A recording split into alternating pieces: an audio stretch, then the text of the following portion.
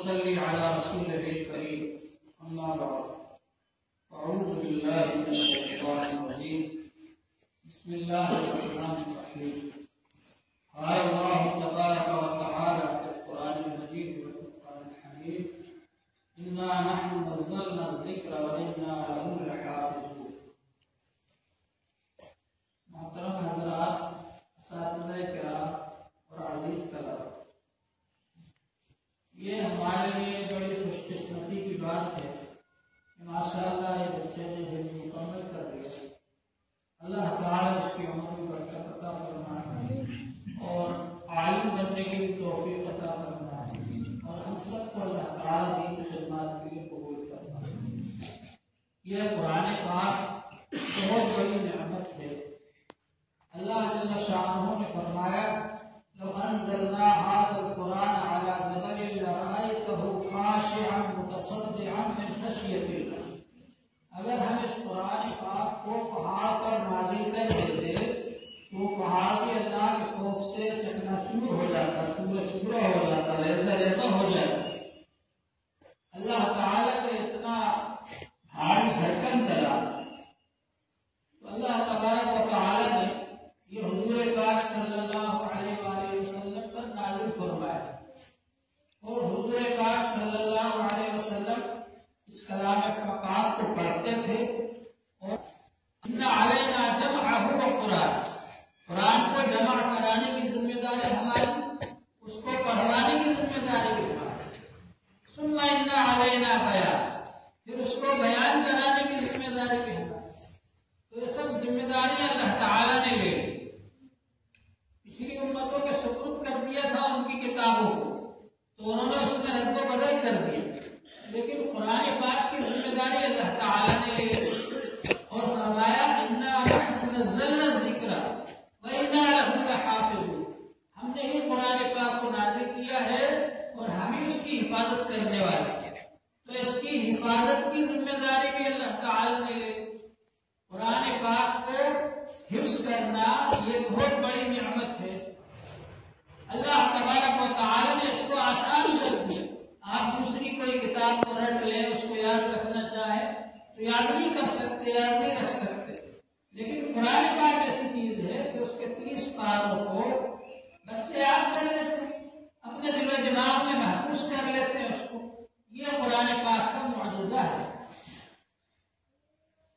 اللہ جل شانہ نے قرآن پاک کو لوح محفوظ میں لکھا، ایک ایک حرف اتنا بڑا ہے جیسے پہاڑ، اور قرآن پاک کو اللہ تعالی نے حضرت میکائیل علیہ السلام کی پیشانی پر لکھا حمائی کی شکل میں۔ آپ قرآن پاک کو حمائی کی شکل میں جیب میں رکھ لیتے ہیں، تو اسی طرح سے بچے پورا قرآن پاک کو اپنے دل دماغ میں محفوظ کر لیتے ہیں۔ یہ قرآن پاک کا معجزہ ہے۔ اللہ تعالیٰ نے یہ معجزہ اس لیے ظاہر فرمایا تاکہ لوگوں کو پتہ چل جائے کہ اس کی حفاظت کرنے والے اللہ تعالیٰ ہیں اور یہ قیامت تک محفوظ رہے گا۔ قیامت تک قرآن پاک میں کوئی رد و بدل نہیں ہوگا۔ لا تبدیل لکلمات اللہ، ایک حرف، ایک زبر، ایک زیر بدل نہیں سکتا۔ تراویح میں کھڑے ہو کر اگر کوئی حافظ ذرا سا غلط پڑھتے پیچھے سے 10 آدمی روکنا دیں گے کہ یہ غلطی کر رہے۔ معلوم ہوا کہ قرآن پاک کو اللہ نے محفوظ فرمایا، اور قرآن پاک کو جو محفوظ کرے گا اللہ تعالیٰ اس کی حفاظت فرمائیں گے۔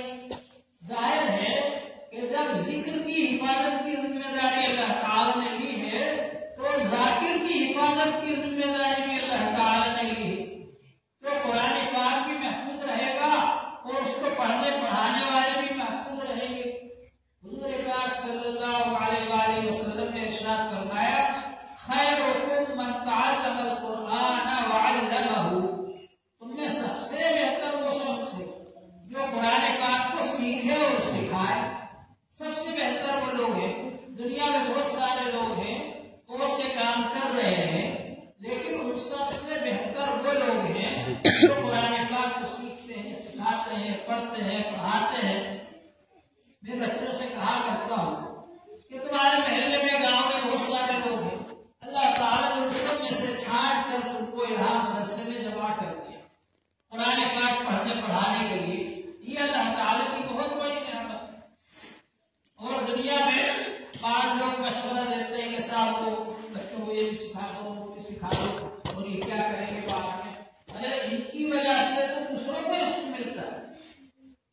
پاک میں آتا ہے کہ دو بھائی تھے، ایک بھائی تو آ کر علم حاصل کرتا تھا حضور صلی اللہ علیہ وآلہ وسلم کے پاس، اور ایک بھائی کمانے جاتا تھا۔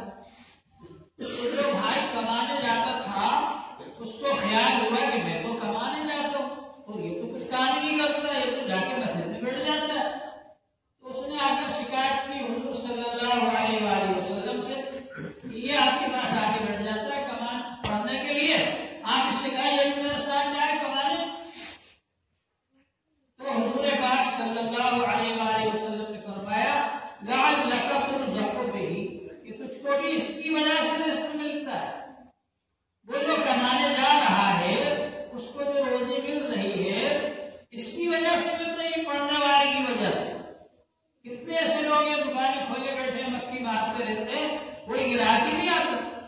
کتنے ایسے لوگ ہیں جو چاہتے ہیں اچھی نوکری مل جائے، نہیں ملتی۔ موجودہ زمانے کے اندر تو ہزاروں کی تعداد میں ڈگری لے کر کے لوگ گھوم رہے ہیں، ان کو نوکری نہیں مل رہی۔ لیکن قرآن پاک ایسی چیز ہے کہ اللہ تبارک و تعالی قرآن پاک کی برکت سے دنیا میں بھی عطا فرمائے اور آخرت میں بھی عطا فرمائے۔ اور کمانا اور محنت کرنا ایک الگ کام ہے، دعا کرنا کتنی اچھی عبادت ہے۔ حضور صلی اللہ علیہ وآلہ وسلم نے فرمایا دعا بخل عبادت، دعا عبادت کا مرض ہے۔ لیکن دعا کے بارے میں اللہ تعالیٰ نے فرمایا جو شخص قرآن پاک پڑھنے میں مشغول رہا اور وہ اللہ کا ذکر نہیں کر سکا اور دعا نہیں کر سکا، جتنا میں دعا مانگنے والوں کو دوں گا اس سے زیادہ اس کو دوں گا جو قرآن پاک پڑھنے میں مشغول رہا اور اس کو دعا کرنے کی بھی فرصت نہیں ملی۔ معلوم یہ ہوا کہ اللہ تبارک و تعالیٰ کو قرآن پاک کا پڑھنا پڑھانا بہت زیادہ پسند ہے۔ تو بہرحال یہ ہماری سب کی خوش قسمتی کی بات ہے۔ ماشاء اللہ حدیث پاک کے اندر آتا ہے کہ میدان حشر میں جبکہ بہت سے لوگوں کے لیے جہنم میں جانے کا اعلان ہو جائے گا، اللہ کے حکم سے ایک حافظ اپنے خاندان کے 10 ایسے آدمیوں کو، ایسے لوگوں کو جنت میں لے کر جائے گا سفارش کر کے، جن کے بارے میں جہنم کا فیصلہ ہو چکا ہوگا۔ معلوم یہ ہوا کہ حفظ کتنی بڑی رحمت ہے۔ جب حافظ کی سفارش سے 10 آدمیوں کو جنت میں بھیجا جائے گا تو خود حافظ کا کتنا بڑا مقام ہے۔ اور حافظ کے والدین کو اللہ تعالیٰ قیامت کے دن ایسا تاج پہنائیں گے جس کی روشنی سورج کی روشنی سے زیادہ ہوگی، تو حافظ کا کتنا بڑا مقام ہوگا۔ تو اللہ تبارک و تعالیٰ نے یہ بڑا مقام عطا فرمایا۔ اب ہمارا یہ کوشش ہونا چاہیے کہ یہ جو اللہ کی نعمت ہے باقی رہے، یہ ضائع نہ ہو جائے ہمارے پاس۔ حضور پاک صلی اللہ علیہ وآلہ وسلم نے فرمایا کہ قرآن کو یاد کرنے کا اہتمام کرو، یاد رکھو اس کو۔ حافظ ہو جانا آسان ہے لیکن حفظ کو یاد رکھنا یہ بہت مشکل ہے۔ بہت سے لوگ حافظ ہونے کے بعد دوسرے کام میں لگ جاتے ہیں، بھول بھال جاتے ہیں۔ تو حافظ ہو جانا آسان ہے، حفظ کو یاد رکھنا بہت مشکل ہے۔ اس لیے ابھی جو رشتہ قائم ہو گیا ہے، تعلق قائم ہو گیا قرآن پاک کے ساتھ، اس کو باقی رکھنا، قرآن پاک کو ہمیشہ پڑھتے رہنا اور اس کو یاد رکھنا یہ بہت زیادہ ضروری ہے۔ حضور پاک صلی اللہ علیہ وآلہ وسلم نے فرمایا تعاہدوا القرآن، قرآن کو یاد کرنے کا اہتمام کرو، فإنه أشد تفصيلا، یہ بہت زیادہ چھوٹ کر نکل جانے والا ہے۔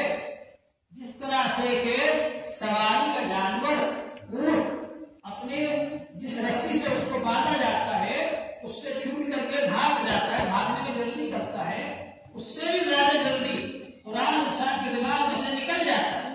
تو اگر قرآن پاک کو آپ نے یاد رکھنے کا اہتمام نہیں کیا تو یہ قرآن پاک بھی نکل جائے گا دماغ میں سے۔ اس لیے اس کو یاد کرتے رہو، یاد کرتے رہو، ہمیشہ اس کو پڑھتے رہو۔ حافظ ہونے کے بعد بھی 3 پارے کم سے کم روزانہ پڑھتے رہو تو انشاءاللہ وہ یاد رہے گا۔ بعض حضرات تو کہتے ہیں کہ ایک منزل روز پڑھو 7 پارے، اگر 7 پارے نہ پڑھو تو 3 پارے تو پڑھو۔ اور ہمارے حضرت مفتی محمد صاحب رحمۃ اللہ علیہ فرماتے تھے کہ قرآن پاک یاد رکھنے کا آسان طریقہ یہ ہے کہ 1 پارا اچھا پکا یاد کرو روز، اور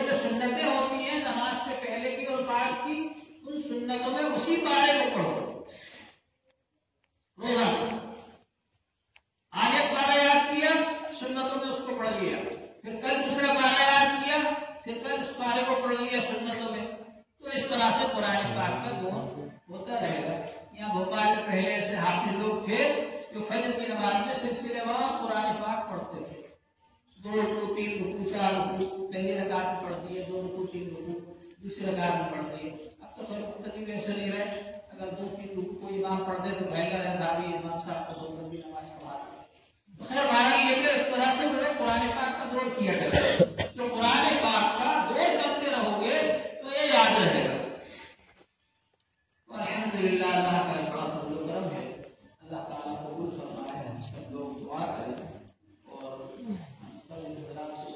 पेश करते हैं बच्चे के वालिदैन को भी और हमारे जनाब फारूक भाई साहब ये अल्लाह की तशरीफ लाए हैं, हम सबको हम मुबारकबाद पेश करते हैं कि माशाअल्लाह अल्लाह ताला ने उनके घर में ये चश्मा चिराग पैदा फरमाया और कोशिश करें कि ये बच्चा हाफिज होने के साथ आलिम भी हो जाए, तालीम का सिलसिला जारी है। अल्लाह ताला हम सबको नेक अमाल की तौफीक अता फरमाए।